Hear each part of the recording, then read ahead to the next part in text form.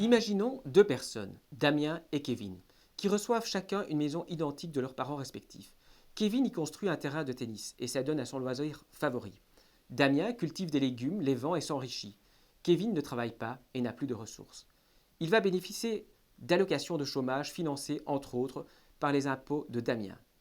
On dira alors que, en vertu de la justice sociale, il fallait corriger cette situation par une redistribution.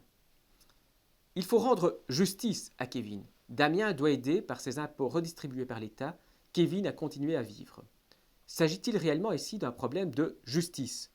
Quelle injustice aurait été ici commise à l'endroit de Kevin? Qui l'aurait commise? À quel titre Damien est-il tenu de subsidier les choix de vie de Kevin? N'y a-t-il pas là une profonde injustice, mais au détriment de Damien et non pas de Kevin? Impossible aujourd'hui pour un politicien de droite ou de gauche de faire un discours sans employer au moins une fois l'expression justice sociale. C'est devenu la référence obligatoire dans la discussion politique. Il suffit de lire le programme de n'importe quel parti. Cela a-t-il un sens de parler de justice ici? Non, dit Hayek. En réalité, la justice est un attribut de la conduite humaine. À strictement parler, seul un comportement humain peut être qualifié de juste ou d'injuste. Quand on applique le terme juste à des circonstances autres que des actions humaines ou que des règles les régissant, on commet une erreur sur la catégorie. On peut à la rigueur dire d'un gouvernement qu'il agit justement ou injustement. On ne peut pas dire cela de la société. Si cela restait juste une erreur de catégorie, cela ne serait pas très grave. Le problème, c'est que cette notion a des implications politiques très importantes.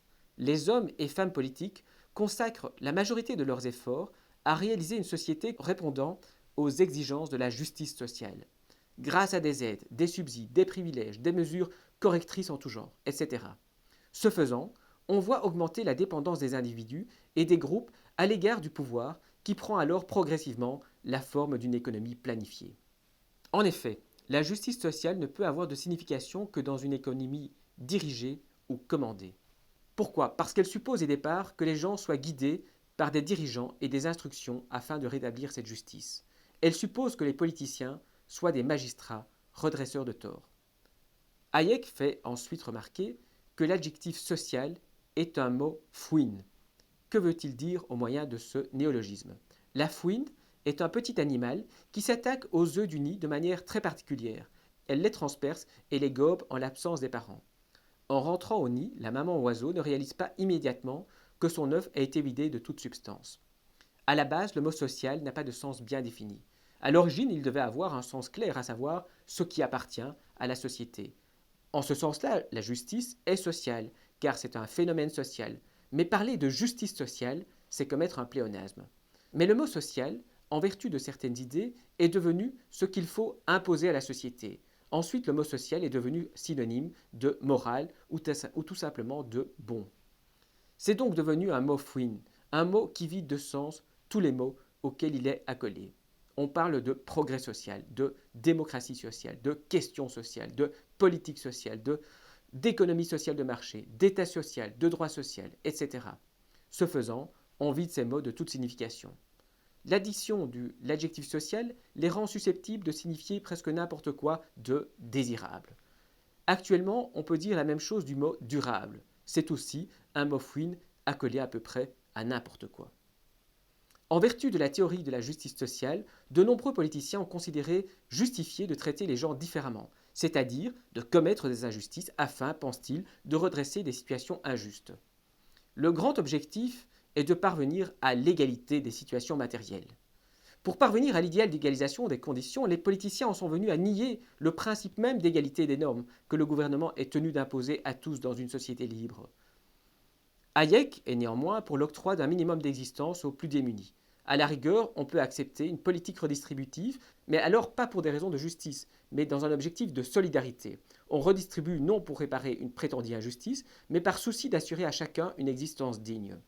Il est vrai que les différences de revenus s'explique en partie par le hasard. Certains héritent, certains bénéficient dès leur plus jeune âge d'une éducation soignée, d'une sollicitude attentive et intelligente de leurs parents, certains ont plus de facilité que d'autres, etc.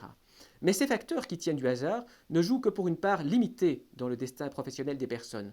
En effet, dans une société moderne basée sur la performance, même ceux qui sont avantagés au départ devront travailler dur par la suite s'ils désirent exercer une profession valorisante et rémunératrice.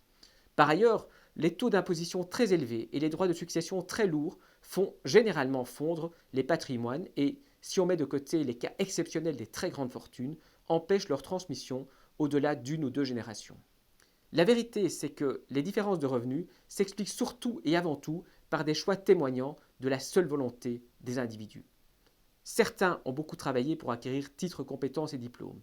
Certains travaillent beaucoup plus que d'autres ou exercent des activités économiques beaucoup plus pénibles, plus absorbantes et plus risquées. Les entrepreneurs, les indépendants, les artisans, les restaurateurs, les petits commerçants, etc. Certains sacrifient plus de choses, leurs loisirs, leur vie sociale, la famille, aux exigences de leur vie professionnelle. Certains anticipent et satisfont mieux les besoins et désirs de la population.